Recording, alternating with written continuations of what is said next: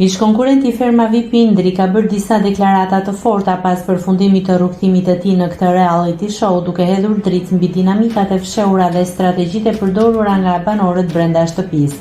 Sipas tij, një pjesë e mirë e marrëdhënieve dhe afrimiteteve që krijohen në formate të tilla televizive nuk janë gjithmonë organike, por shpesh vijnë si rrjedhloje e llogarive të ftohta për të siguruar qëndrimin sa më të gjatë në lojë. Indri ka dëshmuar publikisht se disa nga vajzat pjesëmarrëse në ferm kanë tentuar të afrohen dhe të krijojnë raporte më intime me të. Ai ka lënë të kuptohet se ky veprim ka qenë pjesë e një skenari të mirëmenduar nga ana e tyre, duke qenë se çiftet në reality show priren të kenë një vëmendje më të madhe mediatike dhe mbështetje nga ndjekësit jashtë. Nëse klikoni mbi butonin subscribe, do t'ju shfaqen të gjitha publikimet tona.